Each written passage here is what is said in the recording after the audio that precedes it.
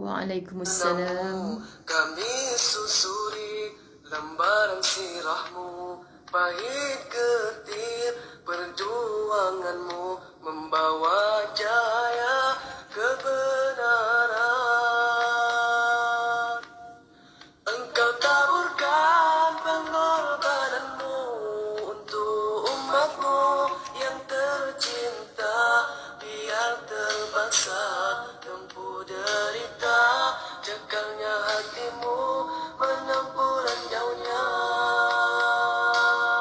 Tak terjangkau tinggi pekertimu, tidak tergambar indahnya akhlakmu, tidak terbalas segala jasamu. Sesungguhnya engkau Rasul mulia, tabahkan hatimu menempuh dugaan, mengajar arti kesabaran, menjulang pandi kemenangan.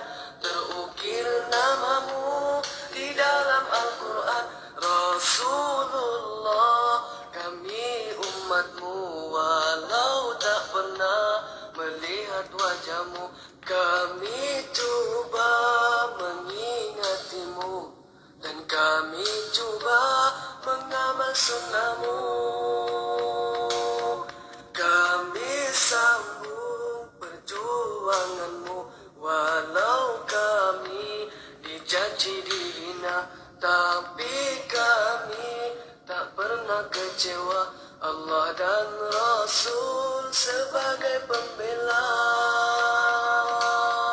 Tak terjangkau tinggi pekertimu, tidak tergambar indahnya akhlakmu, tidak terbalas segala jasamu.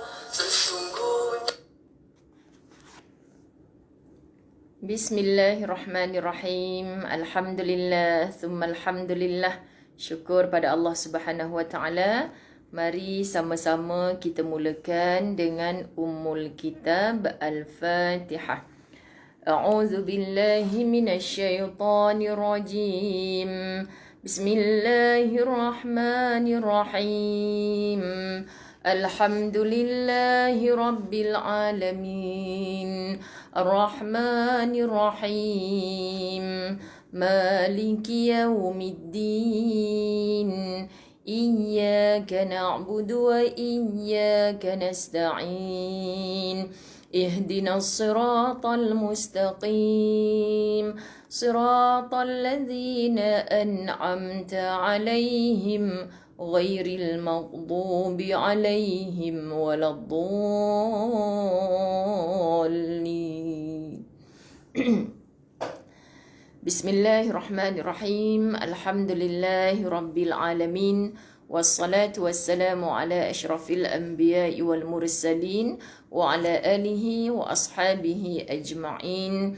Rabbi shrah li sadri wa yassir li amri wahlul 'uqdatam min lisani yafqahu qawli.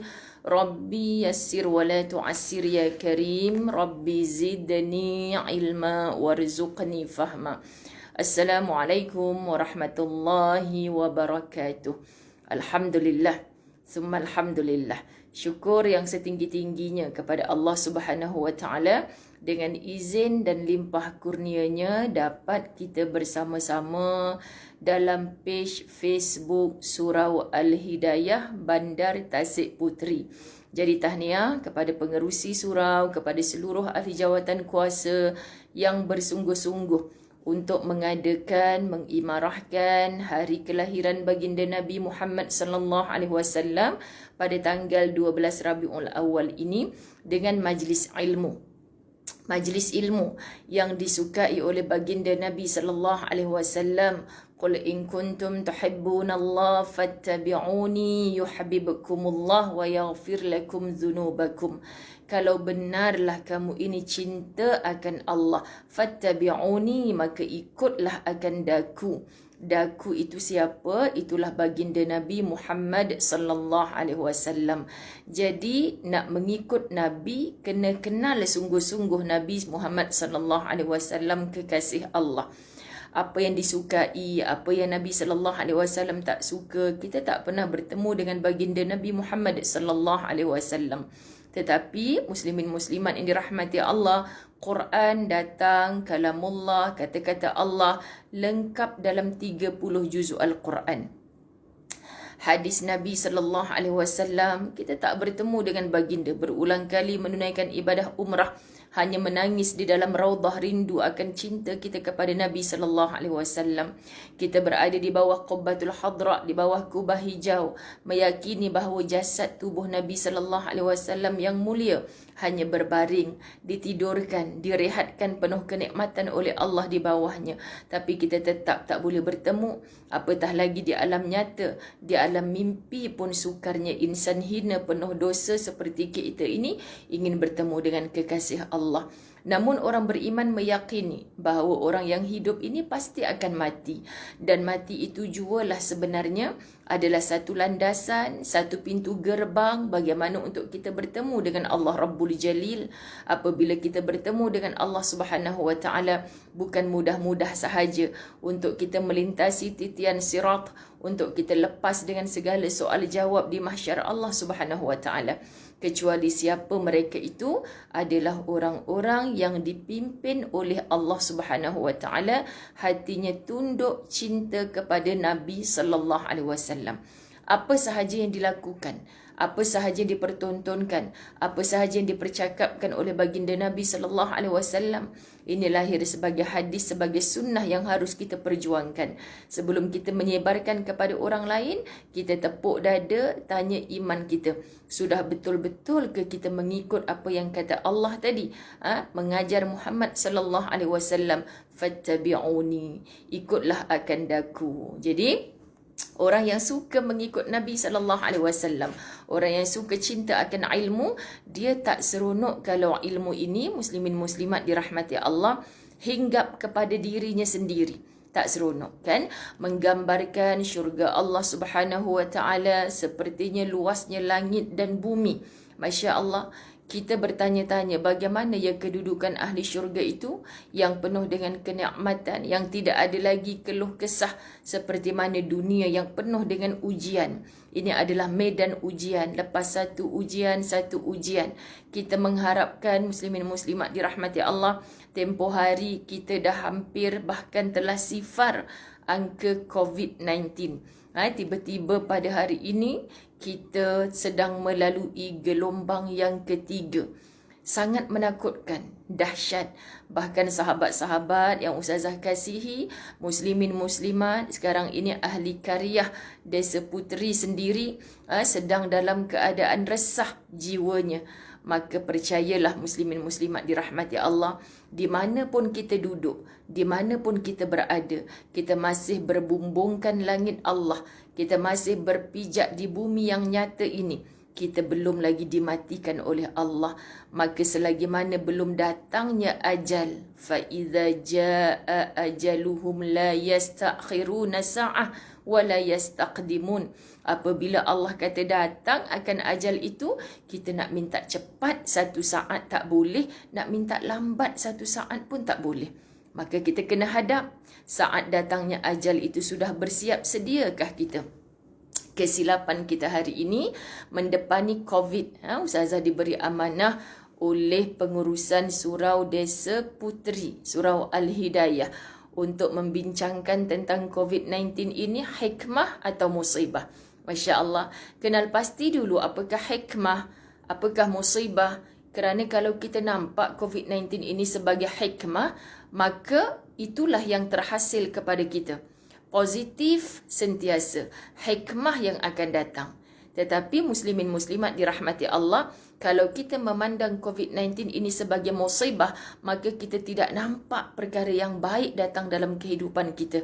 Sebab itulah cara pandang kita ini, bagaimana akal kita diberi ilmu oleh Allah Subhanahu Wa Taala, diberi faham oleh Allah Subhanahu Wa Taala. Kerana kata Nabi Muhammad sallallahu alaihi wasallam, apakah itu muslimin muslimat dirahmati Allah? Orang hamba yang Allah sayang adalah hamba yang Allah beri faham dalam agama. Jadi dalam memahami hikmah atau musibah, pun tidak sama. Mungkin ada lulusan PhD, belajarnya begitu hebat, tinggi. Tapi bila kita memandang COVID-19 ini sebagai musibah, maka yang banyak datang pada kita adalah perkara yang negatif.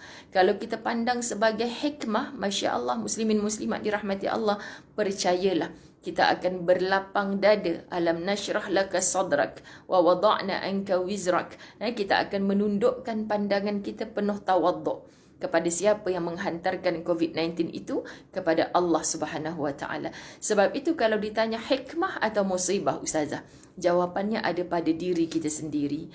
Maka insya-Allah, wahai orang-orang yang beriman, bila kita menyedari, muslimin muslimat dirahmati Allah, dunia ini selagi mana kita hidup tidak akan berakhir ujian. Sentiasa Ustazah, baru lepas satu datang lagi. Sewajarnya muslimin muslimat dirahmati Allah, bagaimana kita mendepani. Sebab itu bila kita tanyakan apa kata Sayyidina Ali bila mengingatkan kita, manusia ini semua tidur. Semua tidur. Apabila mati barulah dia terjaga. Na'udzubillah. Maknanya Sayyidina Ali menceritakan berapa ramai orang yang dimasukkan ke dalam kubur itu minta untuk balik semula ke dunia. Ya Rab, balikkan aku semula ke dunia. Untuk apa? Dulu yang tak pernah bersedekah, minta bersedekah. Dulu yang tak pernah bersolat, nak bersolat, sujud kepada Allah. Jadi hari ini muslimin muslimat dirahmati Allah, saat kita hidup, COVID-19 datang, sama ada dalam negara kita, dalam karyah tempat tinggal kita, pada kejiranan kita, hatta pada keluarga adik-beradik kita sendiri, na'udzubillah, bagaimana kita mendepani. Sebab itu pihak surau, Masya Allah, minta petang ini kita berbahas tentangnya. Jadi saya kira yang bersama-sama kita pada petang ini, muslimin muslimat dirahmati Allah, alhamdulillah, ada beberapa orang, Dahlia Muhammad Sani, Syarifah Yun, Zaimah Musa, Norizan Muhyiddin. Mari kita sebarkan, klik like dan share kepada kawan-kawan kita, insya-Allah. Sebenarnya bila kita buat dalam kuliah live di alam maya ini, bagaimana kebijaksanaan kita untuk memanggil kawan-kawan kita yang lain. Kerana kita just stay at home, duduk di rumah saja, tapi ilmu masuk ke dada-dada handphone kita, masuk kepada skrin laptop kita, masya-Allah. Kita nak memilih yang mana satu. Menu telah dihidangkan. Apatah lagi dalam sambutan kelahiran baginda Nabi sallallahu alaihi wasallam, bermula pada malam tadi, para asatizah saling bersembang, sayunya hati. Kan kita rasa takut, kita rasa malu dengan Allah. Kerana apa, muslimin muslimat dirahmati Allah? Rumah Allah gah di sana sini. Tetapi kita tidak mampu mengimarahkan. Tetapi bayangkan kalau pemikiran orang yang bercakap demikian ini hanya menyatakan kepada Allah Subhanahu Wa Taala, ya Allah, ya Tuhan, berdosalah kita, rumahmu dibiarkan begitu saja. Kena berfikir bukan satu layer sahaja, tapi berlayer-layer, berlapis-lapis. Kerana apa kita tidak boleh mengimarahkan rumah Allah? Bukan kerana bencinya kita kepada agama Allah. Sebab itu penting bagi Nabi sallallahu alaihi wasallam menyampaikan kepada kita, innamal a'malu binniyat. Apa pun yang kita lakukan ini, muslimin muslimat dirahmati Allah, tergantung kepada niat. Bila niat kita, Masya Allah, duduk di rumah saja untuk apa? Lepas satu drama, filem Hindustan 3 jam, 4 jam baru habis. Lepas tu hiburan itu, hiburan ini. Tanpa sedar, Masya Allah, asar dah. Cepatnya waktu berlalu. Ustazah teringat, muslimin muslimat dirahmati Allah, pada tanggal 18 hari bulan 3, 2020. Saat itulah bermulanya saya berada di Allahumma salli ala Sayyidina Muhammad, dijemput ke studio TV Al-Hijrah untuk menyampaikan tajuk di rancangan Assalamualaikum, hikmah di balik musibah. Ketika Ustazah menerima tugasan itu, muslimin muslimat dirahmati Allah, tak tahu lagi yang kita nak kena PKP tu, tak tahu lagi. Tiba pada malam harinya, pukul 4 pagi, mereka telefon, Ustazah, keadaan dah berubah, Ustazah, kan. Kita ni kena ubah segala dekat studio besok. Biasa dulu-dulu rancangan Assalamualaikum ada 2 pengacara. Tapi ketika 18 hari bulan 3 itu, buat pertama kalinya hanya ada 1 orang pengacara. Kerana apa? Mereka ingin meminimumkan jumlah orang yang sampai ke studio TV Al-Hijrah. Dan ustazah daripada Keramat menuju ke TV Al-Hijrah, muslimin muslimat dirahmati Allah, rasa berdebar jantung. Perjalanan lebih kurang 15 minit. Tetapi lengangnya jalan, 1 kereta pun tak ada. Kerana pada malam itu, pemerintah telah membuat keputusan bahawa kita ini mesti mematuhi perintah kawalan pergerakan.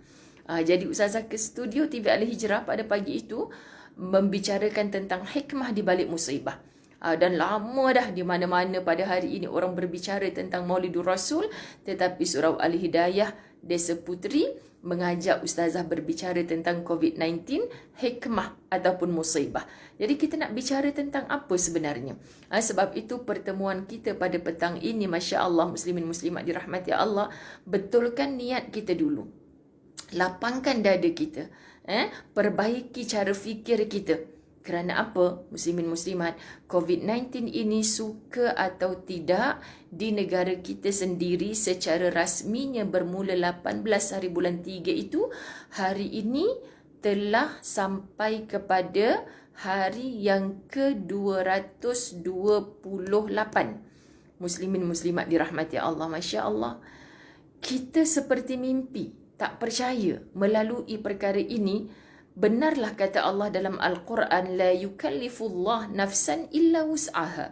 Allah tidak akan berikan satu ujian, satu bentuk musibah kepada satu kaum itu, satu permasalahan, satu ujian, kalau Allah itu tahu sesuatu kaum, individu, diri itu tidak mampu menanggungnya.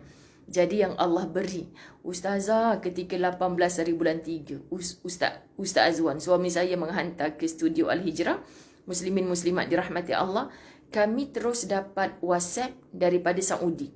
Dapat WhatsApp daripada Saudi menyatakan semua program-program untuk menunaikan ibadah umrah terbatal serta-merta ditangguhkan. Hatta orang yang berada di Jeddah pada saat itu 18 hari bulan 3 tak dibenarkan masuk ke tanah suci Mekah, disuruh patah balik. Yang dekat KLIA menangis tu jangan katalah, kan, kalau terkandas di KLIA masa tu, kita duk kata, kenapa mereka buat macam ni, bagilah kami lepas dulu. Yang di Jeddah kena patah balik tu lagi dahsyat. Bayangkan, mereka telah berniat ihram dan sebagainya.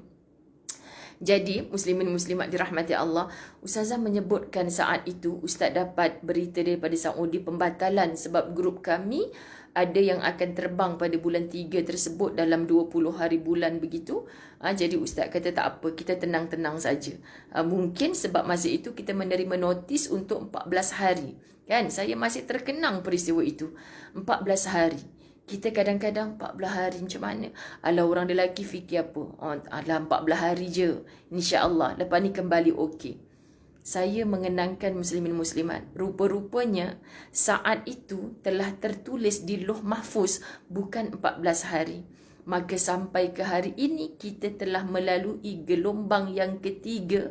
Sepertinya mimpi kita melihat, muslimin muslimat dirahmati Allah, berapa banyak kejadian yang lebih 40 juta di seluruh dunia. Lebih 40 juta di seluruh dunia yang dijangkiti coronavirus ini, dan kematian sudah melebihi 1 juta di seluruh dunia. Masya Allah, muslimin muslimat. Jiwa mana yang tidak menyatakan takutnya kita dengan keadaan ini?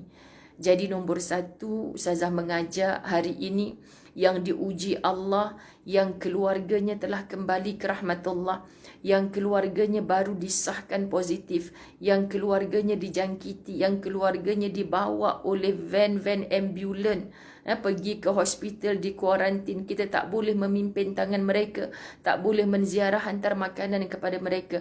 Apa yang ada usaha pada kita hanya doa. Kerana untuk merawat mereka bukan kepakaran kita. Jadi benarlah Nabi SAW menyebutkan doa adalah senjata mukmin. Masya Allah, saat itu just stay at home, tarikh 18 hari bulan 3. Semua kuliah pengajian ustazah di Masjid Surau stop tiba-tiba. Sayunya hati kita melihat Kaabah kosong di pandangan-pandangan kita dekat dalam TV, yang sampai dekat handphone, rumah-rumah Allah di atas muka bumi ini kosong. Masya Allah, muslimin muslimat. Lalu jiwa yang tunduk patuh kepada Allah saat itu bertanya, Ustazah bersembang dalam grup-grup umrah, sebenarnya siapa kita saat kita berulang alik menunaikan ibadah umrah? Labbaik Allahumma labbaik, labbaik la syarika laka labbaik. Tugas kita berulang-ulang menyebut lafaz talbiyah itu untuk kita tidak syirik kepada Allah, tidak mensyirikkan Allah. Tetapi kalau hari ini kita kata orang yang dijangkiti COVID-19 itu pasti mati, takutlah Ustazah nanti kalau mati sebab COVID-19. Percayalah, kita tidak akan mati kerana COVID-19, muslimin muslimat dirahmati Allah, kecuali ajal kita sampai. Kalaulah Allah menyebutkan dalam Al-Quran, ada nas dalam hadis menyatakan COVID-19 ini confirm boleh membunuh, satu wabak yang boleh menyebabkan semua orang mati, sehingga ke tarikh ini yang mati satu dunia bukan 1 juta orang, tapi sudah pasti lebih 40 juta. Asal terkena virus mati, terkena virus mati. Ternyata tidak, muslimin muslimat dirahmati Allah. Kan Ustazah 2 minggu dalam Allahumma salli ala Sayyidina Muhammad, dalam kita melalui PKP itu, tiba-tiba dapat satu WhatsApp daripada seorang anak murid yang duduk rumah kondo, yang tak pernah keluar rumah, hanya menerima barang-barang secara online. Ustazah, saya setiap kali nak ambil barang daripada orang yang menghantar, siap pakai sarung tangan. Mula-mula dulu kan orang betul-betul berjaga-jaga pakai sarung tangan. Saya tak pernah keluar ke mana-mana. Tiba-tiba Ustazah 3 hari saya perasan, dia kata saya masak semua sebab dah tak pergi office, work from home kan. Saya masak semua, dia kata saya dah tak rasa. Kenapa tak hidu? Tak hidu bau wangi, tak hidu bau masakan. Saya hilang deria bau. Lepas tu dah mula batuk-batuk. Pergilah buat swab test, beliau dengan anaknya positif. Muslimin muslimat dirahmati Allah. Ajaibnya duduk dalam rumah 3 beranak. Dia, anak perempuan, seorang anak sahaja dan suaminya. Kami yang mengenali beliau ini takkanlah kena sebab tak pernah keluar rumah. Start sahaja work from home, tak pernah keluar rumah, hanya ambil beberapa pesanan secara dalam talian. Itu pun jenis orang yang sangat jaga, pakai sarung tangan segala. Masya Allah. Kena juga yang positif beliau dengan anaknya. Suami duduk dekat rumah. Ya Allah Ustazah, saya terpisah dengan anak saya. Suami tak boleh ziarah saya. Tapi bayangkan apa yang dia buat sepanjang berada dalam tempat hospital Sungai Buloh. Di kuarantin, muslimin muslimat dirahmati Allah.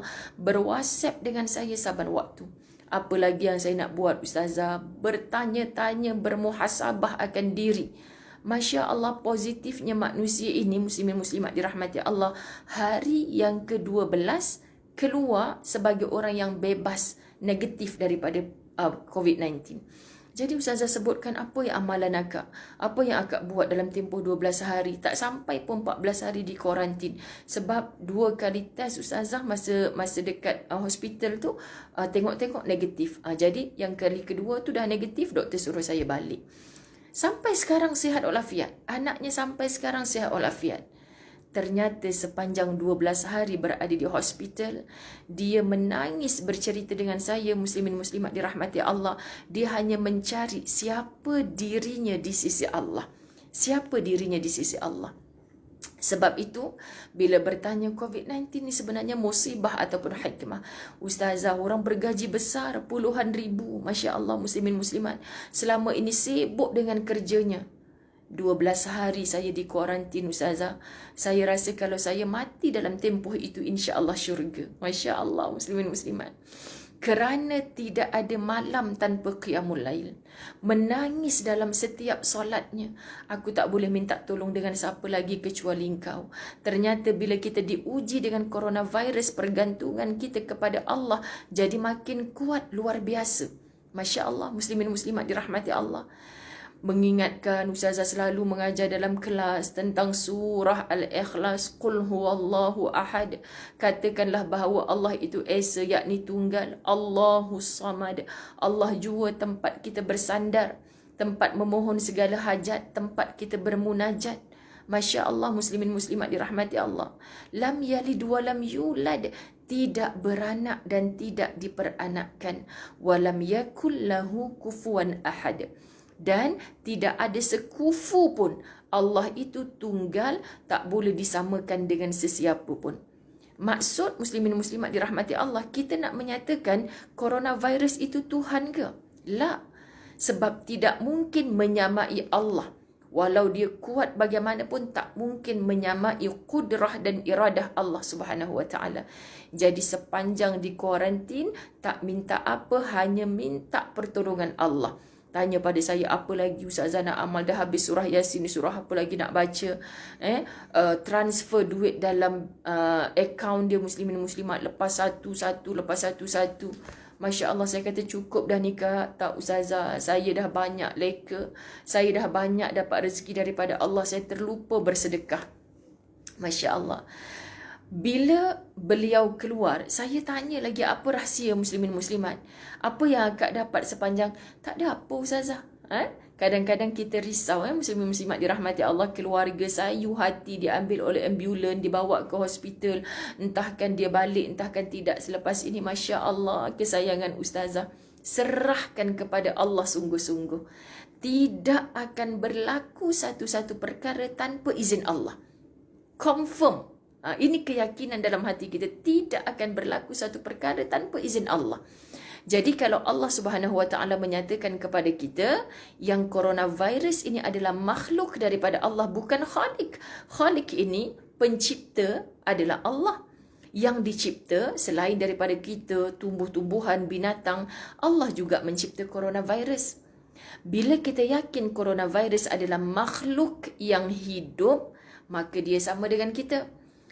Allah datangkan coronavirus, Allah juga berhak untuk mengambilnya bila-bila masa. Tapi ustazah, dah berapa bulan kita dalam situasi ini, kenapa Allah tak ambil lagi? Hanya yang sabar pasti menang. Hanya yang sabar pasti menang. Siapa kita untuk menyatakan kepada Allah, stoplah? Hanya boleh berdoa. Tuhan, kenapa hari ini keluargaku pula yang terlibat? Muslimin muslimat, saat pertama kali kita dihentak, terkejut hasil swab test itu positif, na'udzubillah, kepada siapa sahaja di kalangan kesayangan kita, terus lisan lafazkan inna lillah wa inna ilaihi raji'un. Daripada Allah ini, ujian ini, coronavirus ini datang, kepada Allah jua kita kembalikan. Insya Allah datang lapang, datang tenang dalam jiwa kita. Muslimin muslimat dirahmati Allah, setelah kita menyebutkan inna lillah wa inna ilaihi raji'un dengan penuh ketenangan, apa yang kita akan ulang di lisan? Ini tips yang ustazah beri kepada sahabat tadi tu, yang positif COVID-19 tadi. Awal dulu, 2 minggu yang pertama, muslimin muslimat. Tapi ustazah jaga amanah. Tak cerita pun dekat kawan-kawan satu grup pengajian. Sebab kita terpulang, kadang-kadang ada orang yang di kuarantin, yang dimasukkan ke hospital. Ada orang yang suruh masuk kat Facebook, tolong doakan, biar rakan-rakan Facebook yang 5 orang tu doakan. Ada orang yang di kuarantin, tak cerita pun hatta dekat keluarga sendiri. Sebab apa? Sebab dia risau. Mungkin takut mak ayahnya risau. Mungkin dia takut, muslimin muslimat, pandangan negatif orang. Jadi bila orang memberikan kepada kita satu nama, ataupun dia mengadu kepada kita, dia telah positif COVID-19, dia kata tolong ustazah jangan beritahu sesiapa. Amanah ini harus dijaga, muslimin muslimat dirahmati Allah. Kalaupun kita, ya Allah kak, saya nak cerita dekat kawan-kawan mengaji, supaya bila mereka mengaji nanti sebut nama kak, boleh ya kak? Ustazah please, saya tak nak, ada sebab lah. Jadi kita tak boleh tanya kenapa dia dalam stres sakit tu. Hormati cukup. Hormati apa yang dia mahu. Kalau dia tak nak, ada orang juga, anak murid saya kena juga. Ustazah tolong sampaikan salam saya kat kawan-kawan, tolong doakan. Nampak tak? Namanya sikap manusia ini tak mungkin kita boleh pusingkan kepala mereka untuk sama arah pandang dengan kita. Kau dah kenapa tak nak suruh orang doa ke? Aku geram dengan keputusan kau ni. Biar aku bagi tahu semua orang, biar semua orang doakan. Kadang-kadang sikap kita yang demikian boleh memutuskan silaturahim, boleh menjauhkan kita dengan dia. Jadi jaga amanah. Sampai hari ini kawan-kawan pejabat yang mengaji dengan ustazah, tak ada seorang pun yang tahu yang si Fulan ni kena COVID-19. Tetapi hari-hari ustazah jom, siapa saja di kalangan kita yang sedang diuji oleh Allah dengan permasalahan, Allah tunjuk jalan keluar. Yang sakit Allah sembuhkan. Hari ini kita baca Yasin lagi. Ustazah, kenapa hari-hari baca Yasin? Kita tak tahu. Kok di kalangan kita yang sedang dalam kesusahan, semoga berkat bersamanya kita baca Yasin di rumah masing-masing, Allah kabulkan doa kita. Allah kabulkan doa orang yang berhajat. Jadi ustazah pesan pada Qaryah di desa Desa Puteri, Desa Tasik Puteri, Surau Al-Hidayah. Ahli karyahnya muslimin muslimat dirahmati Allah. Tolong bila menerima musibah yang sedemikian, bentuk ujian yang sedemikian, muslimin muslimat dirahmati Allah, tolong jangan berhenti tiap-tiap hari baca surah Yasin. Penat ke? Tidak ada penat. Kita duduk di rumah je, stay at home. Kita mengaji makin banyak. Tolong banyakkan hari-hari baca surah Yasin. Buka hari dengan baca Yasin. Kerana apa? Lepas subuh baca Yasin. Ustazah sebut kalau kita bangun pukul 4 pagi, 4:30 pagi, kita dah selesai sunat tahajud. Muslimin muslimat dirahmati Allah, rasa macam sakit lutut, letih badan nak solat, sandarlah di kerusi, bacalah surah Yasin. Ataupun rasa mengantuk, kalau baca Yasin, qalu innalillah terus ni. Tak mengapa solat subuh dulu. Nanti lepas duha baru kita baca Yasin. Kerana kata Nabi SAW, orang yang berhajat apa sahaja, bacalah surah Yasin. Kita jahil, tak faham apa keseluruhan maksud surah Yasin ini. Tapi masa kita membacanya, gambarkan di minda kita kesayangan kita, kejiranan kita, kesusahan yang sedang mereka alami. Kita doakan penuh keikhlasan. Tak payah bagi tahu ke dia, saya dah baca Yasin 44 kali untuk akak. Muslimin muslimat dirahmati Allah. Sebab peperangan dengan COVID-19 ini bukan urusan individu. Daripada pemimpin paling atas sampailah kita, orang-orang bawahan ini, kan? Jadi apa senjata mukmin kata Nabi SAW? Saling mendoakan. Hanya doa teringat, selamatkanlah jiran aku tu ya Allah. Tak baiknya, tak bersungguhnya kita dalam mendoakan. Baca surah Yasin. Okay? Dengan kita membaca surah Yasin ini, muslimin muslimat dirahmati Allah, mana tahu ramai-ramai satu taman, satu kejiranan hari-hari baca surah Yasin. Angkatlah COVID ini wahai Allah daripada tempat kami. Kita tak pernah tahu doa siapa yang paling mustajab. Ini ustazah minta kepada orang yang tadi, anak murid ustazah tu 12 hari, alhamdulillah. Yang paling ajaib, anak dia 9 hari sahaja, alhamdulillah bebas. Dia tak percaya pun.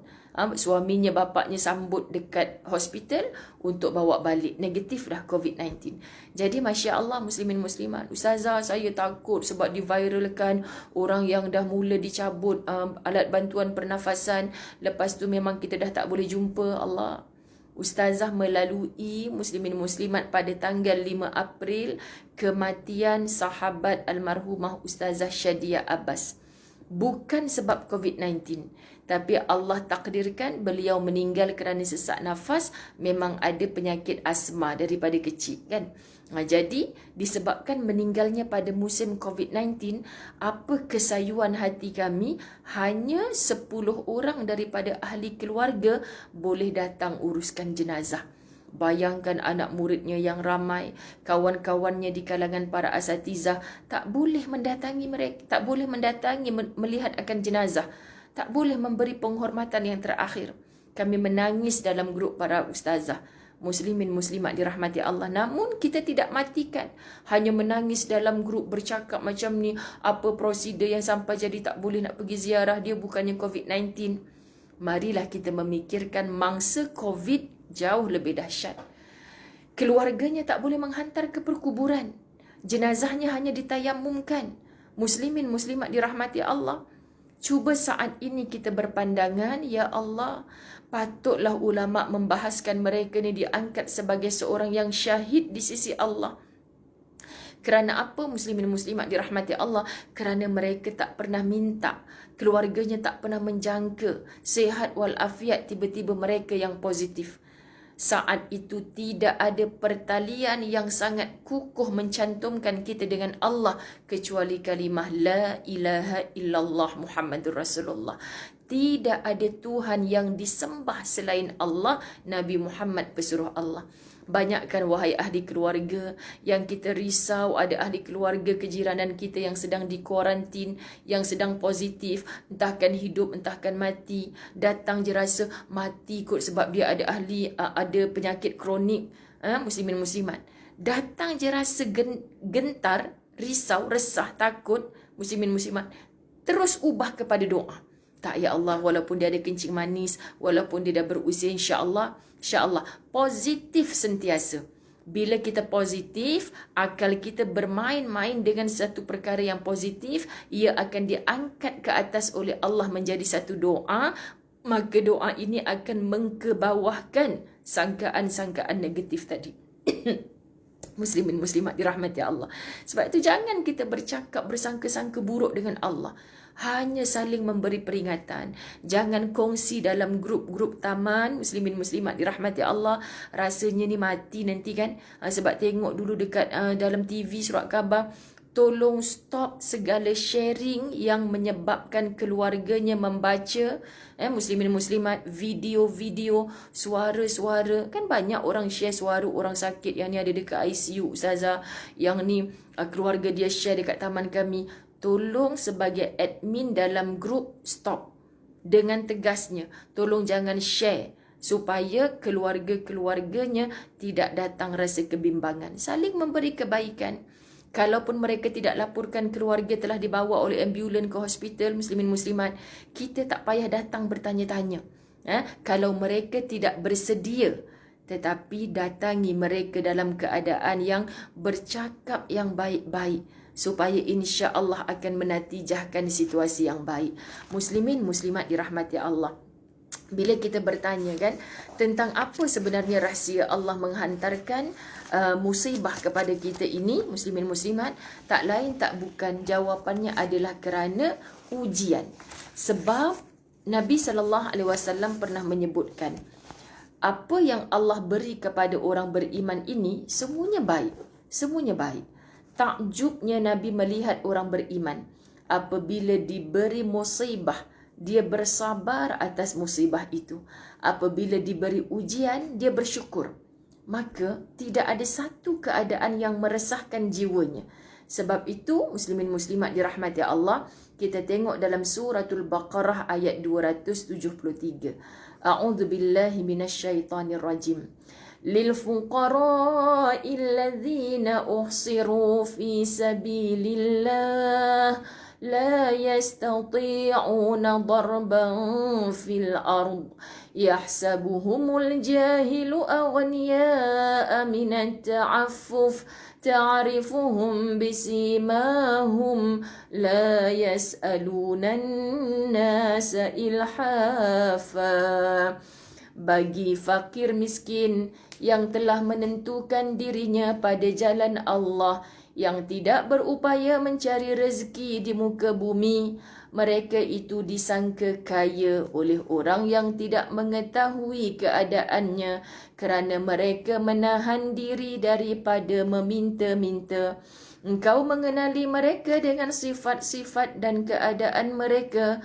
Mereka tidak meminta dengan manusia dengan cara yang mendesak. Ayat ini Allah perkenalkan kepada kita ada jenis kejiranan kita, keluarga kita, saudara mara kita, rakan taulan kita. Sebenarnya mereka sedang perlukan kita, perlukan bantuan kita. Tetapi muslimin muslimat, mereka zip mulut. Sebab bagi mereka mengadu-ngadu kepada Allah itu jauh lebih mulia daripada mengadu-ngadu kepada makhluk. Jadi andai na'udzubillah di kalangan kita sudah dijangkiti muslimin muslimat dirahmati Allah, nombor satu pengaduan, bukan kita canangkan habis segala makhluk kita hubungi. Muslimin muslimat dirahmati Allah, akhir sekali apa yang ada di lisan dia, last-last saya doa je lah ustazah. Ini kesilapan yang sangat besar. Sepatutnya nombor satu berada di atas muslimin muslimat adalah doa. Itu kalimah yang ditimpa datang musibah yang semua kita tak mahu. Inna lillahi wa inna ilaihi raji'un. Kemudian zikir dengan la ilaha illallah, la ilaha illallah. Tak ada Tuhan yang disembah selain Allah. Kita beriman sungguh-sungguh dengan Allah. Kalau Allah nak datangkan benda ni dengan halangan apa pun, Ustazah kalau dah macam tu, Ustazah jawab, tak payahlah kita patuhi SOP. Tak payahlah dekat surau masjid kita jaga jarak. Tak payahlah kita nak berjauhan, tidak ada persentuhan dan sebagainya.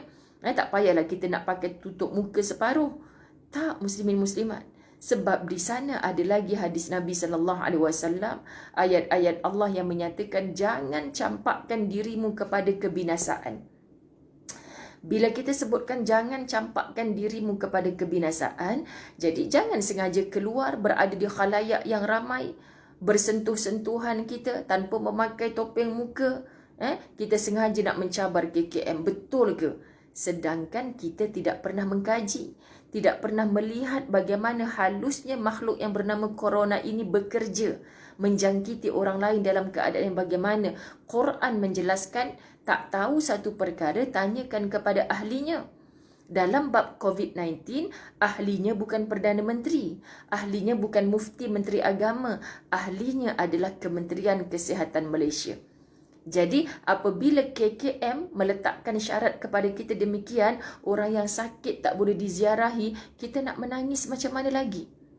Orang yang mati hatta kita tak boleh urus jenazahnya, muslimin muslimat dirahmati Allah. Allahu Akbar, besarnya jiwa sahabat-sahabat saudara mara kita yang diuji demikian. Jangan datangi mereka dengan sedih tak? Ayah mati tak boleh tengok. Kita dah sedia maklum, muslimin muslimat, orang tu dalam kesedihan, tiba-tiba kita datangi dengan persoalan-persoalan demikian. Mari kita belai jiwa mereka. Ya Allah, kita jiran-jiran, saudara mara tak boleh datang ziarah. Betul, orang yang diziarahi dengan orang yang ramai, solat jenazah dengan orang yang ramai, itu antara ciri husnul khatimah. Tapi apa yang ada pada pemikiran Ustazah melihat mangsa-mangsa COVID-19 yang dijemput ajalnya oleh Allah saat itu, muslimin muslimat, anda tak rasa ke mereka orang yang dimuliakan Allah? Saat mata kita melihat 10 orang je Ustazah, 20 orang je Ustazah, anak-anaknya tak boleh pergi ziarah Ustazah. Sebenarnya anda tidak fikir makhluk yang kita nampak zahirnya tidak mengelilingi jenazah itu, tetapi Allah dengan perancangannya yang menghantarkan musibah itu berlaku kepada dia. Itu takdir yang Allah matikan dia, berakhir usia dalam keadaan macam tu. Tahu tak perancangan Allah? Dihantarkan satu makhluk yang tak kelihatan di mata kita. Itulah para malaikat Allah. Bila para malaikat Allah, muslimin muslimat dirahmati Allah, yang kita tak nampak dengan mata kita, mengelilingi akan jenazah itu, solat jenazah kepada roh itu. Bayangkan muslimin muslimat dirahmati Allah, jauhnya mulia tubuh itu, jauh mulia jenazah itu, diangkat rohnya ke makam yang tertinggi di sisi Allah. Beginilah sangka baik seorang yang beriman. Bukan, kita tak naklah mati dalam keadaan macam tu, nanti adik-beradik saudara mara tak boleh ziarah. Itu mata kita, perancangan kita. Tapi bagi si alim yang penuh kefahaman dengan janji-janji Allah, tak ramai makhluk yang ziarah bernama manusia. Tetapi makhluk yang bernama malaikat, Masya Allah, sedang mengiringi penuh rahmat. Rahmat yang dihantarkan oleh Allah. Maka bersangka baiklah kita. Yang meninggal tu siapakah? Abang, ayah, mak, contoh muslimin muslimat. Pasti dia orang baik, dipilih oleh Allah mati dalam keadaan macam tu. Kan? Kita kuatkan jiwa kak. Jangan tunduk kepada godaan iblis syaitan nak menyalah-nyalahkan Allah. Kenapa mak aku sedangkan mak aku tak pernah keluar daripada rumah? Jangan pernah bertanya kepada Allah kenapa aku, keluarga aku yang ditakdirkan demikian. Kita hamba. Bila kita ini hamba, muslimin muslimat, kita hanya patuh. dalam kitab yang Ustazah ingin bacakan kepada golongan yang sedang menonton pada hari ini, muslimin muslimat dirahmati Allah, satu hadis yang panjang daripada Abu Hurairah. Kita lihat terjemahan maksud. Okey, muslimin muslimat dirahmati Allah.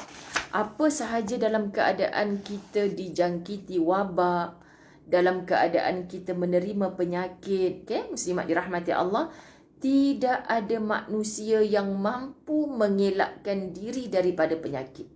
Ada orang yang kan bila mendengar kematian, contoh Ustazah, kenapa ya orang tu ke sana ke sini, jogging, jaga kesihatan, makan pun jaga, tapi mati juga, mati tengah jogging pula tu Ustazah. Jawapannya ajal, muslimin muslimat. Sebab tu dalam hidup ini bukan untuk menjaga diri kita tidak dihinggapi, tidak dijangkiti COVID, tapi dalam diri kita ini, muslimin muslimat, yang paling penting adalah persiapan. Andai ajal aku tiba, ya Allah. Saat ajal kita datang itu, kita bercirikan husnul khatimah ataupun su'ul khatimah. Jadi orang yang diuji oleh Allah dalam keadaan meruntun jiwanya, tak dapat, kan, dalam keadaan dimatikan orang-orang yang tersayang, tak boleh berkumpul adik-beradik, keluarga. Bukankah ini ujian yang besar bagi mereka? Jangan sakiti lagi hati mereka dengan menakut-nakutkan perkara-perkara yang belum berlaku. Maka jadilah kita manusia dalam masyarakat yang sentiasa datang melembutkan jiwa orang yang sedang resah. Ini akhlak Nabi SAW. Okay? Kerana hubungan yang kuat dengan Allah dan mengharapkan pembalasan yang lebih bernilai di akhirat, para sahabat radhiyallahu anhum sangat tabah menghadapi penyakit. Ni yang telah dihinggapi, muslimin muslimat. Bahkan ada yang sedang dikuarantin di hospital tu, yang sedang menerima rawatan. Mereka kata, saya sihat. Menteri Agama kita, Dr. Zul, Masya Allah, siap boleh buat video call. Doktor sihat ke? Ustaz okey ke? Masya Allah, Ana sihat. Satu batuk pun tak ada. Langsung tak ada rasa sakit dada. Kita terimalah. Sebenarnya Allah nak bagi rehat dalam situasi macam tu. Okey? Mereka bukan sahaja tidak mengeluh atau hilang bahagia dengan penyakit yang dialami, malah bersyukur atas pahala yang dijanjikan Allah di sebalik penyakit itu. Siapa lagi artis-artis kita, kan?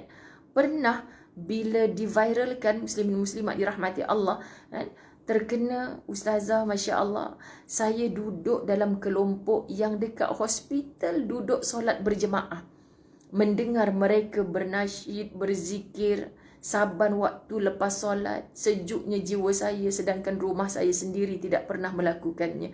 Ini cara Allah nak letakkan jiwa cinta kepada Allah dan Rasul, menerima takdir Allah, muslimin muslimat.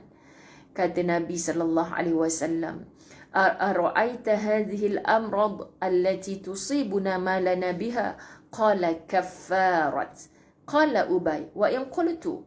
Qala wa in shawkata fama fawqaha? Qala fada'a Ubay ala nafsihi alla yufariqhu al-wa'ku hatta yamut fi alla yashghalahu an hajj wala umratin wala jihadin fi sabilillah wala salatin maktubah fi jamaah. Panjang hadis ni. Kita tengok terjemahan. Seorang sahabat bertanya kepada Rasulullah sallallahu alaihi wasallam tentang penyakit yang dialaminya dan apa yang akan diterimanya kerana penyakitnya tersebut. Tanya pada Rasulullah, aku ni sedang sakit ya Rasulullah, apa sebenarnya yang akan aku dapat? Jawapan Nabi sallallahu alaihi wasallam, itu ialah penghapus dosa, yakni kafarah bagimu. Sebab itu, Masya Allah, muslimin muslimat dirahmati Allah, menerima, kalau kita pandang COVID-19 ini sebagai musibah, pandanglah dia sebagai ujian daripada Allah yang berbentuk, kita sebutkan K, A atau U. Ustazah, yang saya sedang hadapi ni, apakah bentuknya? Kafarah ke? Ataupun A, azab ke? Ataupun U, ujian ke? Kat mana kita nak letakkan muslimin muslimat yang terkena COVID-19? Kita dalam musim yang gelombang ketiga ini, semua dalam keadaan berjaga-jaga. Hatta ada keluarganya yang telah pun duduk di hospital. kita sebutkan apa, muslimin muslimat, mungkin itu kafarah bagi dia, Kak. Terima, redha, doakan, kan? Kita pesan, hantar WhatsApp kepada sahabat kita ni, kan, terimalah. Ya, mungkin ini kafarah. Apa maksud? Penghapus dosa-dosa kita. Sebagai denda diri kita. Cikgu-cikgu kat sekolah, dalam PKPB ini, bagi homework dekat anak-anak murid. Tiba-tiba balik sekolah nanti, muslimin muslimat dirahmati Allah, dia tak siapkan homework dia. Tak siapkan homework dia. Jadi bila tak siapkan homework ni, kita sebutkan apa? Muslimin muslimat dirahmati Allah, nah, awak berdiri atas kursi tu. Cikgu denda. Bila kita letakkan dalam keadaan denda diri itu, untuk apa kafarah ini? Supaya nanti dia tidak menjadi satu beban, satu tanggungan selepas kematian kita. Tetapi terkadang muslimin muslimat dirahmati Allah, untuk Allah bebaskan kita dengan segala azab di akhirat, Allah akan hantarkan, inilah seperti mana yang mengawalkan neraka dalam kehidupan. Makna sepertinya telah dinerakakan dulu atas dunia. Kenapa sangat derita, Ustazah? Kenapa seksa? Masya Allah, yang diceritakan ada orang yang dalam mengawal pernafasannya, susahnya nak bernafas, muslimin muslimat, maka dia hantar voice note kepada keluarga. Keluarga pula sebarkan pada orang lain. Menjadi ketakutan dalam masyarakat. Ustazah, ni ada video orang kena COVID. Suaranya macam orang dah kepenatan dah tak larat dah. Bukan semua orang macam tu. Ada yang relax-relax saja dekat hospital tu. Muslimin muslimat, tak sama cara. Jangan menakut-nakutkan masyarakat dengan keadaan demikian. Kita doa saja yang baik-baik untuknya. Okay? Jadi kalau kita menyebutkan azab ini mungkin. Kenapa Ustazah sebut mungkin ini azab? Sebab sayangnya Allah kepada kita, tak nak diazab ketika di akhirat. Allah telah mengazab di dunia ini dengan sakit. Sakit itu sakit yang sedikit berbanding sakitnya azab yang sangat perit di akhirat Allah. Jadi bila kita faham, oh ya Allah, kafarah kot, tak apalah, memang betul aku banyak dosa. Inilah denda yang Allah nak bagi ke aku. Ya Allah, aku pendosa, aku tak pernah lari daripada dosa. Mungkin ini azab yang engkau awalkan pada aku, supaya nanti dekat akhirat aku tak dapat azab lagi dah. Yakni masuk ke syurga tanpa hisab. Orang yang dikuarantin, orang yang dimatikan kerana COVID, orang yang sesak nafas, yang diuji kesihatan mereka kerana dijangkiti COVID-19, kita doakan. Mereka azab, rasa perit, seksa, sakit. Kita doakan azab ini, muslimin muslimat dirahmati Allah, menjadi satu petunjuk tanda di akhirat nanti dia sudah tidak akan diazab oleh Allah. Jadi orang yang mengalami, ya mungkin ini kafarah atas dosa-dosa aku. Ya ini mungkin azab. Azab yang ialah degilnya aku, Allah suruh buat, aku tak nak buat selama ni. Telah dikuarantin macam ni, kita pula yang ambil wuduk awal. Ni cerita-cerita orang yang dekat hospital. Belum azan lagi Ustazah, saya dah queue dekat tandas nak ambil wuduk, nak solat di awal waktu. Jadi hikmah ni muslimin muslimat dirahmati Allah. Ataupun kalau bukan kafarah, bukan azab, dia sebenarnya adalah yakni ujian. Ujian ni berbentuk macam mana pula? Ujian ni dia dah jaga segala. Dia yakin sangat, Ustazah, saya takkan kena COVID-19. Sebab semuanya saya dah jaga. Hatta saya tak pernah keluar rumah pun. Saya tak pernah berurusan dengan sesiapa pun. Terlalu yakin, overconfident. Akhirnya na'udzubillah tersenarai sebagai orang yang kena COVID-19 juga. Jadi kita nak elak macam mana? Ini yang U tadi. K kafarah, A azab, U ujian. Ujian ini kita dah jaga segala. Dah doa banyak, amalan soleh sungguh. Tetapi Allah datangkan juga. Tanda apa ujian ni muslimin muslimat dirahmati Allah? Tanda Allah sedang sayang, tanda Allah sedang hantarkan anugerah, tanda Allah sedang jentik hati kita. Orang yang dapat nikmat dengan hadiah ujian ini tak lain tak bukan muslimat dirahmati Allah, dia sedang dalam perhatian Allah. Allah sedang mendekat sangat dengan dia. Masya Allah. Sebab itu bila datang saja musibah ini kita sebut Masya Allah. Inilah cara Allah menghapuskan dosa. Okey? Ubay. Hadis ini merujuk kepada Ubay yang saat itu hadir bertanya, walau sakit yang sedikit wahai Rasulullah, Ustazah, yang Ustazah cerita tadi tu mungkin orang yang dah nak mati, mungkin orang yang sampai duduk ICU, sampai ada alat bantuan pernafasan. Saya ni memanglah positif COVID juga, tapi kan Ustazah siap boleh main-main handphone, buat status Facebook, share sana, share sini, siap boleh buat TikTok dekat hospital. Sihat je, tapi saya positif. Ada juga yang macam tu, muslimin muslimat. Jadi Ubay bertanya, walaupun sakit aku ni sedikit ya Rasulullah, dapat ke menghapuskan dosa-dosa? Nabi jawab, muslimin muslimat, ya, walau hanya tertusuk duri atau sakit yang lebih ringan daripada itu, Allah sedang gugurkan dosa-dosamu. Ya Allah, muslimin muslimat. Sahabat, ni bukan kita ni, sahabat yang duduk bersama Nabi SAW, yang faham tausiah Nabi hari-hari bersama Rasulullah. Apa dia jawab? Ubay pun berdoa ke atas dirinya supaya tidak disembuhkan demam sehinggalah dia mati. Kita jangan tiru yang ni, bukan sebab kita melampaui hadis Nabi SAW. Maknanya muslimat dirahmati Allah, syafaat Rasulullah, pertolongan Rasulullah, keberkatan Rasulullah dekat dengan para sahabat ketika itu. Tapi kita jauh dengan Rasulullah. Boleh tak kita, ya Allah, janganlah sembuhkan COVID aku ni, ya Allah, biarlah aku sentiasa duduk dalam keadaan macam ni. Nabi juga yang mengajarkan sakit cari ubat, berdoa minta sihat. Nabi yang mengajarkan.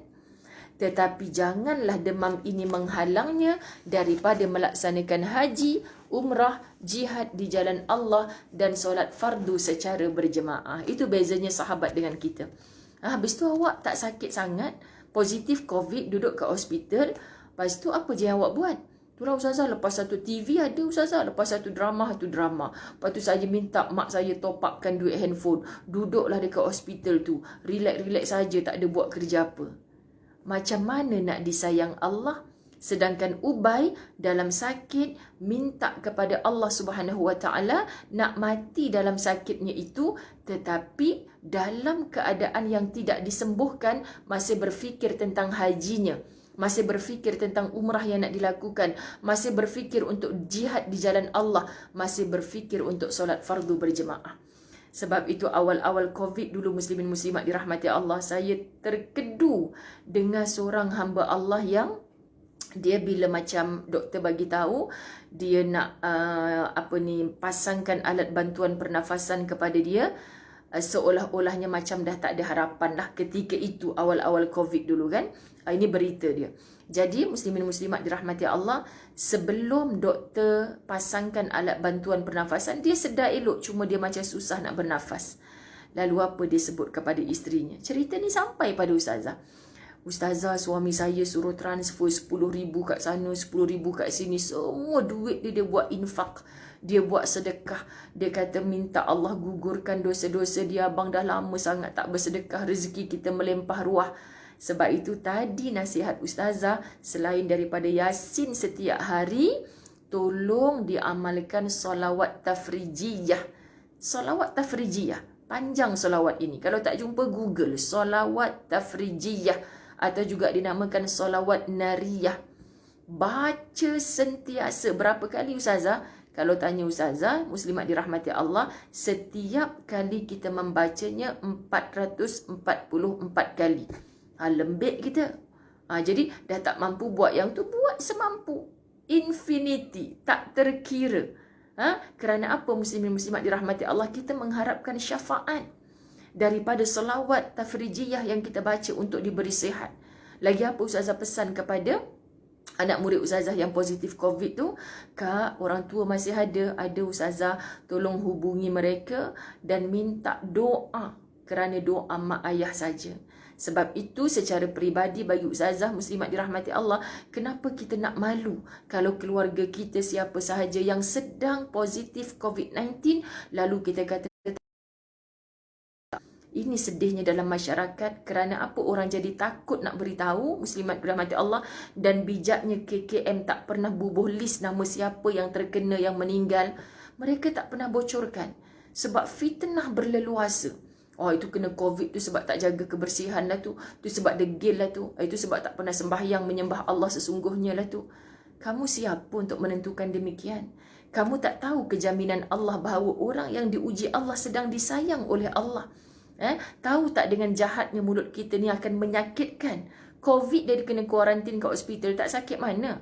Tapi cakap-cakap orang, fitnah orang, sangka-sangka buruk orang ni menjadikan dia jadi lagi stres. Orang stres macam mana nak cepat sihat?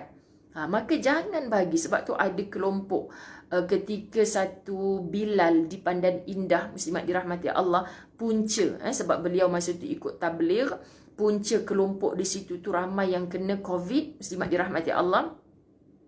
Apa yang dia sebutkan kan? Jangan sekali-kali, muslimat dirahmati Allah, pesan dekat isteri dia yang terkena juga jangkitan COVID, pesan kat isteri dia tinggal handphone kat rumah. Jangan bawa handphone dekat hospital. Alah nanti boring lah bang, dah lah kena kuarantin, tak ada buat apa. Rupanya dia balik sihat lepas 14 hari sebab dia tak baca pun cerita-cerita kalau kena COVID jadi macam ni. Oh, dia tak ada stres. Bahkan Masya Allah hidupnya hanya fokus dalam 14 hari kat hospital, hanya bersujud lama kepada Allah. Quran khatam 2 kali, 14 hari duduk dekat hospital. Masya Allah, bukankah ini cara Allah meletakkan satu perkara yang sangat-sangat baik pada diri kita? Muslimat dirahmati Allah. Didikan Nabi terus diamalkan para sahabat sesudah kewafatan baginda. Suatu ketika di negeri Syam berlaku wabak penyakit. Ini hadis yang popular di awal-awal COVID-19 hari tu. Ustaz-ustazah semua menceritakan tentangnya. Okay? Di negeri Syam berlaku wabak penyakit. Sayyidina Umar bin Khattab mengirim surat untuk memanggil Abu Ubaidah. Abu Ubaidah Al-Jarrah ini ketua tentera untuk pulang, yang dihantarkan ke Syam untuk ambil panggil pulang ke Madinah. Namun Abu Ubaidah sebagai ketua delegasi peperangan saat itu, Abu Ubaidah menyatakan keberatannya lalu mengutus surat. Wahai Amirul Mukminin, sebenarnya saya tahu kamu memerlukan saya. Akan tetapi, seperti kamu ketahui, saya sedang berada di tengah-tengah tentera muslimin. Makna seorang pemimpin yang bagus berada di Syam sedang wabak taun melanda, kan? Dipanggil pulang oleh Saidina Umar, dia menghantarkan surat. Takkanlah dia seorang nak balik, sebab dia sedang duduk di tempat yang sedang ada penyakit. Kalau dia balik ke sana, satu, khawatir penyakitnya akan menjangkiti orang-orang di Madinah. Dan kalau dia balik, dua, bayangkan dia tinggalkan orang-orang yang mengikutinya ketika dia menjadi ketua dalam peperangan tersebut. Ini pemimpin yang bertanggungjawab. Dipanggil pulang oleh pihak atasan, dia tak tinggalkan pengikutnya dalam keadaan yang tak tahu nak buat apa. Balik macam tu untuk selamatkan diri, tak. Pemimpin yang bertanggungjawab. Saya tidak ingin menyelamatkan diri sendiri daripada musibah yang menimpa mereka, dan saya tidak akan berpisah daripada mereka sehingga Allah sendiri menetapkan keputusannya terhadap saya dan mereka. Muslimat dirahmati Allah. Jadi ketika Saidina Umar mendapat balasan surat ini, mereka ingin melawat Abu Ubaidah Al-Jarrah. Bila menyebabkan nak melihat Abu Ubaidah Al-Jarrah, patah balik akan Umar kerana apa? Sebab kalau dia pergi ke tempat yang berpenyakit, khawatir akan merebak. Sama macam keadaan kita sekarang ni, mana ada vaksin zaman dulu-dulu. Allah uji berlaku pada tahun yang kita ingatkan 2020 ni penuh dengan kemajuan, suksesnya negara Malaysia. Tetapi rupanya berapa bulan kita hanya just stay at home. Kita risau dengan ekonomi sebagainya. Tetap berpaut kepada Allah, muslimin muslimat. Oleh itu, sesampainya surat saya ini, tolonglah saya dibebaskan daripada anjuran Tuan dan izinkanlah saya tinggal di sini. Di tempat yang dia kena kuarantin, di tempat yang ada wabak penyakit, izinkanlah saya tinggal di sini. Sebab dia memandang perbuatan itu menjadi ibadah yang disayang oleh Allah. Kita bila dengar PKPD, contoh, Perintah Kawalan Pergerakan diperketat. Bila diperketat, kita memang tak boleh keluar, orang tak boleh masuk. Di Selangor KL sekarang, Perintah Kawalan Pergerakan bersyarat. Masih lagi kita boleh ke sana sini dalam keadaan berdua sahaja dalam kereta, kan? Muslimin muslimat.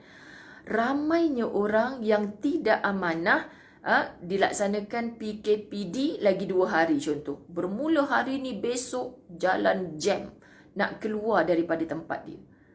Kita tak amanah, tak jujur pada diri sendiri. Sebab kita tak tahu tubuh kita mungkin dijangkiti penyakit. Lalu dia memilih untuk tak naklah ke mana-mana, tapi jaga je, stay at home, tak keluar, tak bersentuhan, pakai mask nak pergi mana. Itu sebenarnya semuanya dalam ibadah. Kalaupun kita mati dalam situasi taat itu, mati kamu sudah pasti diangkat darjat di sisi Allah. Muslimin muslimat dirahmati Allah, ini yang paling kita terlepas. Peluang-peluang macam ni, duduk saja pun jadi ibadah kepada Allah. Umar menjawab, belum, akan tetapi kematiannya sudah diambang pintu. Akhirnya Abu Ubaidah meninggal kerana wabak penyakit tersebut. Ini takdir yang Allah datangkan kepada Abu Ubaidah. Sama macam ketika kita melihat sayu keluarga kita diambil oleh ambulan, pergi hospital. Sayang, tak semestinya mereka itu akan balik sebagai jenazah dimakamkan di perkuburan. Berdoalah, insya Allah mereka itu akan balik sebagai adik-beradik saudara mara kita yang sihat walafiat. Bahkan hikmahnya jauh lebih besar. Lepas di kuarantin 14 hari ke hospital Ustazah, dia nampak tunggu waktu solat, makin taat kepada Allah, makin jadi suami yang lembut bahasanya, tidak marah-marah seperti dulu. Masya Allah. Ini kan rezeki daripada Allah, muslimat dirahmati Allah. Kita tak tahu rahsia apa Allah nak beri pada kita. Jadi Ustazah menggambarkan, ya, muslimin muslimat dirahmati Allah, awal-awal PKP, orang perempuan kan, saja je lah sebut dekat rumah, selalu kata, abang pergi cari barang kan, seorang satu keluarga seorang sahaja yang diizinkan, muslimat dirahmati Allah, untuk keluar cari barang ke sana sini. Ustazah ingat lagi pada tarikh 18 hari bulan 3 itulah saya memulakan hari-hari ada kuliah dalam page untuk muslimat sahaja, close group untuk muslimat sahaja, dalam page Demi Ummah Kerana Allah. Demi Ummah Kerana Allah. Tiap-tiap hari ada kuliah sepanjang PKP itu sampailah ke hari ini. Muslimat dirahmati Allah. Jadi, apa yang Ustazah kongsikan dengan mereka? Okay? Sampaikan pada hari yang ke-8, tak silap Ustazah share tentang cara menunaikan solat tasbih secara sendirian berhad. Berapa ramai, memang belum Roma nak cakap, berapa ramai orang yang hantar messenger pada Ustazah, terima kasih Ustazah, selama ni nak buat solat tasbih punyalah tak erti, punyalah susah, punyalah bercinta, bahasa mereka. Tapi bila diuji Allah dengan COVID-19, just stay at home, solat tasbih yang memerlukan kita baca sepanjang 4 rakaat 1 salam di siang hari itu, berapa ramai orang respon boleh buat dengan mudah, membaca subhanallah walhamdulillah wa la ilaha illallah wallahu akbar sebanyak 300 tasbih sampailah memberi salam. Bukan mudah. Paling ringkas pun orang boleh buat selama 45 minit. Antara 45 minit ke 1 jam. Orang khatam Al-Quran, baca Al-Quran group by group, semua ini tak salah asalkan ada usaha untuk kita kembali kepada Allah. Dan saya sendiri secara peribadi merasakan, ya Allah Tuhan, inilah sebenarnya yang Engkau kehendaki kepada wanita-wanita Islam. Makna orang perempuan sebenarnya dalam Islam memang kita disuruh duduk di rumah. Duduk di rumah, muslimin muslimat dirahmati Allah. Apa tugas kita duduk di rumah? Menjadi murabbi, pendidik utama kepada ahli rumah kita. Sebab itu kalau kita ditakdirkan Allah tidak memiliki pasangan suami yang faham agama, saat itulah Masya Allah kita membimbing. Berapa ramai keluarga-keluarga di Malaysia ini yang dalam hikmah PKP, dia memasjidkan rumahnya, mensuraukan rumahnya, memadrasahkan rumahnya. Masya Allah, hasil COVID-19, berapa ramai muslimat di Masjid Surau yang berwhatsapp dengan Ustazah, syukur Ustazah COVID-19. Syukur pula. 30 tahun saya berdoa supaya suami saya boleh jadi imam dalam solat saya. Tak pernah Ustazah. Tapi bila kita kena kuarantin, duduk di rumah saja, tak boleh pergi masjid. Hatta memilukan Ramadan kita tahun ini hanya di rumah. Termasuklah solat Aidul Fitri dengan khutbah dibaca oleh suami saya. Berapa ramai ibu-ibu yang bergembira. Sebab itu hari ini kita dalam gelombang ketiga, muslimin muslimat dirahmati Allah, keluarga yang sedang diuji demikian, tolong jangan lepaskan peluang. Ujian ini tanda Allah sedang dekat dengan kita. Cek diri kita, hubungan kita dengan Allah bagaimana. Selama ini solat kita, lepas syahadah dalam rukun Islam tu Allah nak tanya solat kita macam mana. Makin kita diuji, makin dekat atau kita makin jauh dengan Allah. Tanda orang itu menjadi waliullah, kekasih Allah, bila diuji, dia makin dekat dengan Allah. Kalau saat diuji, dia makin jauh dengan Allah, inilah musibah di atas musibah. Kena COVID positif itu belum musibah lagi, muslimat. Tapi sedang sakit, masih tak mau kembalikan kepada Allah, masih tidak bersujud kepada Allah, ini musibah di atas musibah. Jadi kita tengok persekitaran kita, diri kita sendiri. Ya Allah, aku diuji dengan sakit, aku takut kalau aku mati dalam keadaan tidak buat persiapan. Maka kita bertaubat atas segala kesilapan yang semalam dulu. Saat ini aku bertaubat dan aku berazam tidak akan mengulangi maksiat yang pernah aku lakukan. Maka beri kesembuhan kepada aku, ya Allah, supaya dengan sembuh ini aku makin taat beribadah kepadamu. Lalu bila dah sihat, buktikan. Jangan bila dah sihat, muslimat dirahmati Allah, makin takabur dengan Allah. Ini bukan sebab Allah bagi aku sihat, aku makan tu sekian. Kan? Kita sombong dengan Allah. Sedangkan tidak ada syifa penyembuh yang terbaik, melainkan penyembuhnya adalah Allah. Allah yang datangkan. Allah yang nak bagi kita kena kuarantin berapa hari. Allah yang nak pilih sama ada kita ini positif, boleh sihat, ataupun positif, nanti lepas swab test yang kedua, kita negatif balik, lalu boleh balik kepada keluarga. Maka saat ini hentikan seluruh pengaduan kepada makhluk. Baliklah kepada Allah Rabbul Jalil. Ini pesanan utama Ustazah. Dan gunakan muslimat dirahmati Allah kepentingan-kepentingan saat ini untuk kita hisab. Ada tak zakat yang belum berbayar, kan? Sebab dalam rukun Islam tu solat, puasa, kita sebut tak macam mana kita dengan Allah Subhanahu Wa Taala, muslimat dirahmati Allah. Kalau kita kata, ya Ustazah saya dah solat, tapi sepanjang selama ini kita berpuasa hanya menahan lapar dan dahaga, tapi mulut kita masih lagi bercakap perkara-perkara yang Allah tak redha, mendambakan syurga Allah, yang di dalam syurga itu sepatah perkataan orang tak keluarkan perkataan yang sia-sia. Tetapi atas dunia, baru kena COVID positif, kita bercakap perkara yang mencaci maki, ni sebab orang tu lah, sebab orang tu.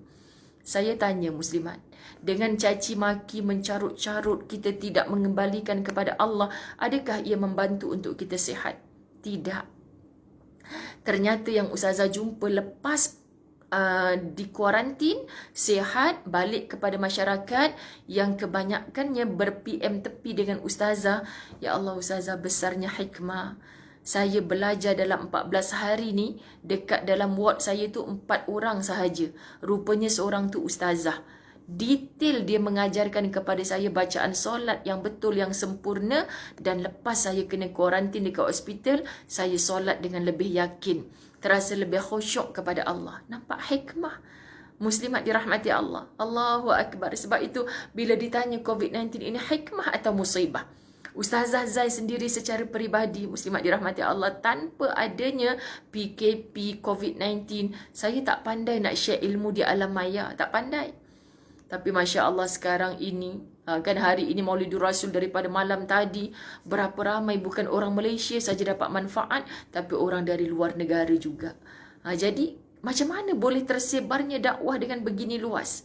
Muslimin muslimat dirahmati Allah, tak keterlaluan kalau Ustazah cakap, kalau Allah tidak hantarkan COVID-19, tak ramai para asatizah yang boleh memanjangkan kerja-kerja dakwah mereka.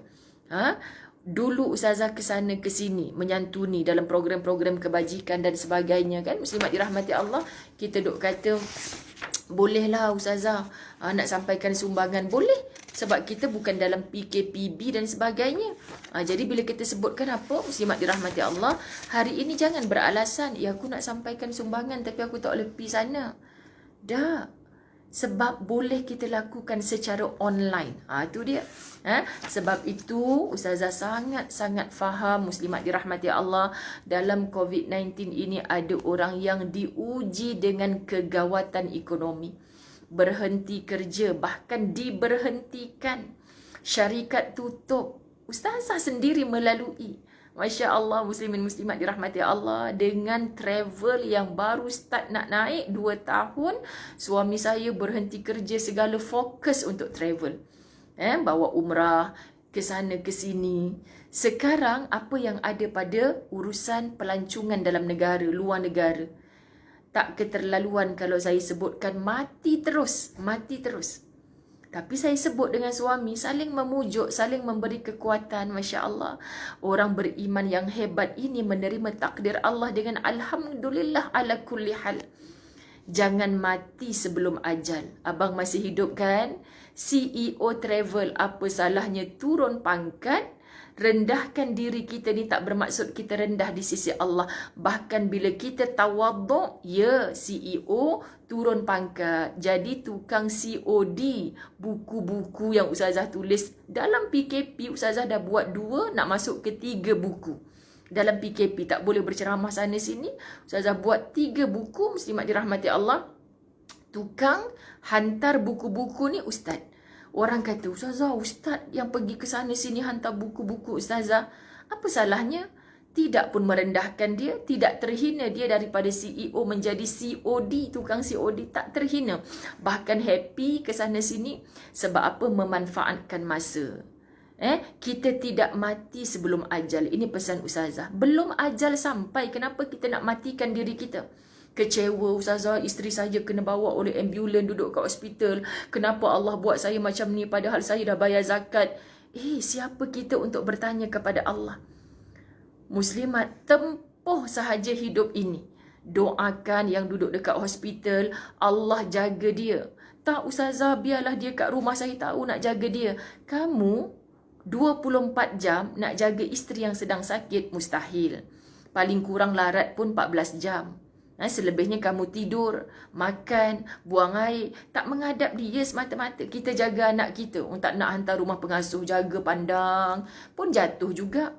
Lebam muka anak ni kak. Benjol kepala, rumah pengasuh ke tak Ustazah dekat rumah. Ternyata kita bukan sebaik-baik penjaga. Dia duduk dekat hospital, kita rindu, kita risau, kita sayang. Kuatkan munajat dengan Allah. Allah ya Hafiz, sebaik-baik penjaga. Dan mereka dalam lingkungan selamat. Ada doktor, nurse-nurse yang datang pantau, dijaga ubat-ubatnya, Masya Allah. Kalau duduk kat rumah, kita bagi mungkin ubat yang salah. Muslimin muslimat, kembalikan pada Allah. Kita tak mati lagi. Kenapa kita harus mematikan diri kita? Saya dalam urusan travel, suami saya berkawan dengan pilot, berkawan dengan pramugara. Masya Allah, muslimin muslimat dirahmati Allah. Ustaz, telefon pramugara yang handsome-handsome ni. Ustaz, doakan saya. Kenapa? Saya ni jadi storekeeper dekat Giant, Ustaz. Tak apa, mulia anda. Sebab yang dimuliakan Allah adalah orang yang bangkit dengan semangat untuk mendepani ujian yang Allah hantarkan. Tapi kalau kita, kenapa aku ya Allah? Solatnya makin malas, Qurannya tak dibaca, hanya duduk termenung. Macam manalah mak saya dekat hospital, Ustazah tak ada kawan segala. Tak mengubah apa-apa pun sayang. Tak mengubah apa-apa. Setiap kali kita baca Quran, ya kita menangis, jatuh air mata. Kerana apa? Ya Allah, selama ni aku baca Quran tak pernah menangis. Tapi aku diuji kesayangan aku sekarang berada di hospital. Boleh walaupun aku tak faham Quran, aku menangis waktu baca Quran. Aku solat dengan air mata. Ini tanda aku tak mengharap orang lain dah punya pertolongan. Sebab semua manusia lemah macam aku. Aku hanya mengharapkan Engkau yang sangat kuat, wahai Allah. Maka jangan tunggu pramugara, pilot dapat kerja yang sama, gaji beribu-ribu. Nak terbang pakai apa? Kapal terbang pun tak berjalan. Bayangkan mereka bangkit jadi pembawa Grab Food. Masya Allah. Muslimat dirahmati Allah. Saya kagum. Dan bila sudah pasti kita hidup ni tak berhenti, orang mengata, Ustazah daripada CEO jadi COD, dah kenapa? Kita tak rasa luar apa pun. Kalau kita tak bekerja, meminta-minta, kamu hina di sisi Allah. Faham ya? Sihat walafiat. Kalau Ustazah dulu saya sehari boleh dapat RM200, takkan saya nak buat kerja yang RM20. Biar kita tinggalkan terlepas kerja yang RM200 di musim COVID ini sehari, tapi kita kejar kerja yang RM20. RM20 itu anda mulia di sisi Allah kerana usaha, percayalah berkatnya luar biasa. Duduk saja di rumah, nak tunggu juga kerja yang RM200 sehari. Tapi PKP masih berlangsung. Bersambung lagi, guna duit simpanan, makin lama makin habis. Akhirnya kita jadi orang yang meminta-minta. Tengok sahabat, susah macam mana hidupnya tidak meminta-minta. Dan kalau orang hantarkan bantuan, jangan kita tolak. Sebab bila kita menerima bantuan, kita rasalah orang hantar beras kita banyak lagi ni. Kita jadikan itu sedekah atas sedekah. Hubungi pula orang daripada kejiranan lain.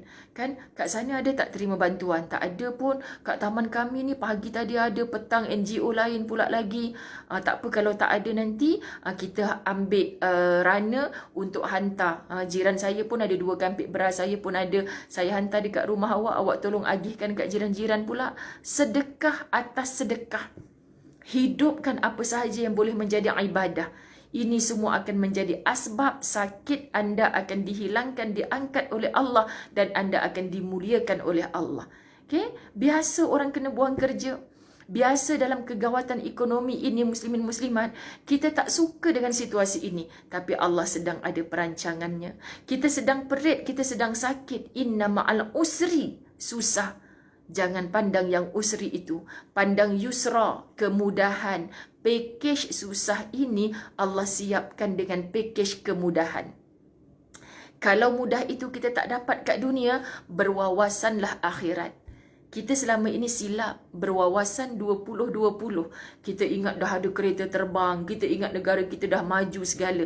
Ternyata pada tahun 2020, ini yang terpaksa kita lalui. Maka sekarang ubah. Jangan berwawasan 2020, 2040. Tidak. Jangan patri dalam minda anak-anak kena SPM dapat 10A. Kena jadi orang hebat. Nanti kerja mesti jadi lawyer. Jadi lawyer ni duit banyak. Nampakkan dunia. Bila gaji besar nanti boleh beli kereta besar, rumah besar. Kenapa kamu mentarbiah anak kamu dengan apa saja? Minta maaf, pintu terbuka. Terkejut Ustazah. Muslimat dirahmati Allah, kita letak dalam minda anak kita ni hanya urusan dunia. Itu kesilapan. Orang yang berwawasan akhirat, selagi dia tidak mati, walaupun sakit di pembaringan, dia boleh bangkit. Yang sakit tadi tu di pembaringan sahaja, transfer, buat sedekah, bayar zakat. Masya Allah. Pakai handphone, berceramah lagi. Siap boleh memberi nasihat-nasihat kebaikan. Boleh pimpin kawan-kawan satu ward solat jemaah, baca Yasin bersama-sama. Ukhuwah terbina dengan begitu erat. Masya Allah muslimat. Ini yang disebutkan pada zaman Nabi SAW ketika mereka mengalami kegawatan ekonomi, kemiskinan dan kekurangan makanan. Bukan 2 bulan, bukan 20 bulan, tapi 2 tahun sampai mereka mengikat perut dengan batu. Kita tak pernah kesusahan sampai begitu dahsyat. Para sahabat berjaya mengekalkan ketenangan hati. Ketenangan itu dapat daripada mana? Hasil hubungan hati mereka dengan Allah. Mereka bukan saja mampu bersabar, malah berusaha untuk menangani kegawatan ekonomi. Malah berusaha untuk menangani kegawatan ekonomi. Usaha ni. Saya dah usaha Ustazah tapi belum berhasil. Sabar. Hasil tu bukan milik kita. Hasil tu milik Allah.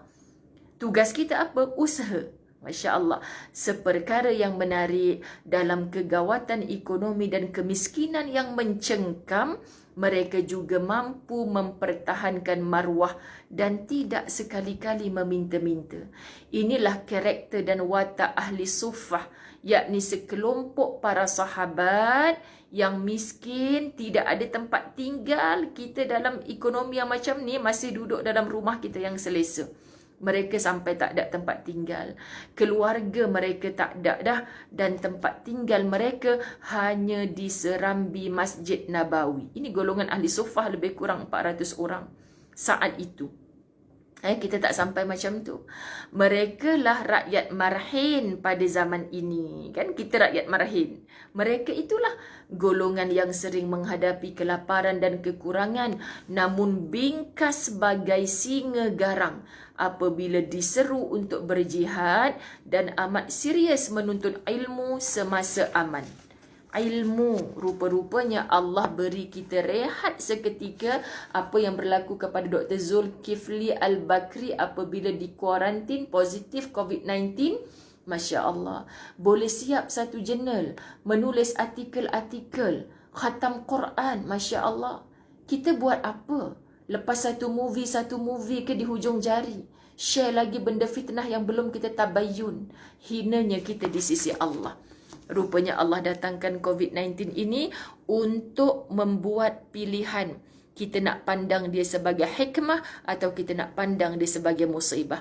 Ustazah mengucapkan tahniah kepada suami-suami, lelaki-lelaki yang datangnya COVID-19 ini, Masya Allah, telah menjadi keluarga yang dikehendaki oleh Allah. Itulah dia menjaga keluarganya dengan sepenuh-penuh penjagaan. Dan sebaik-baik ketua keluarga yang memegang ayat Allah, qu anfusakum wa ahlikum nara.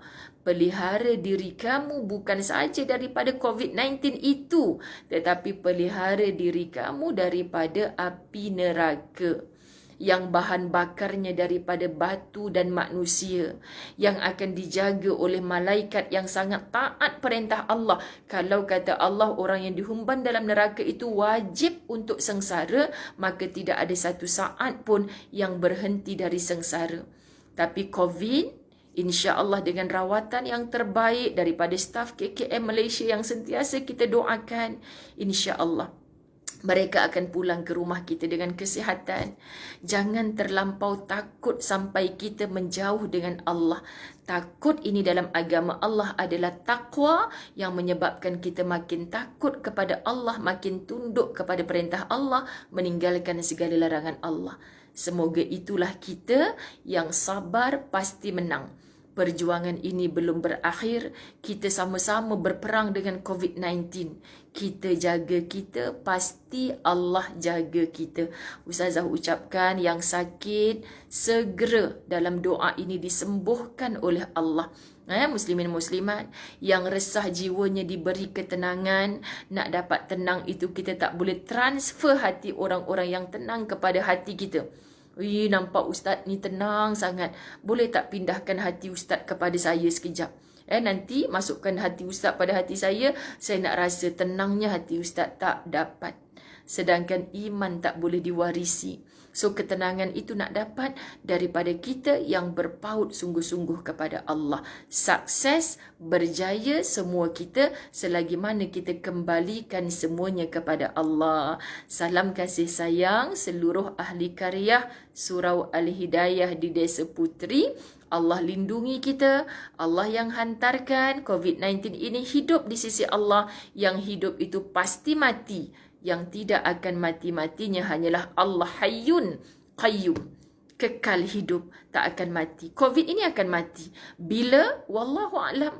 Jadi kekal menjadi hamba yang terbaik di sisi Allah walau apa pun terjadi. Sayang semua kerana Allah. Wabillahi taufiq wal hidayah. Assalamualaikum warahmatullahi wabarakatuh. Assalamualaikum.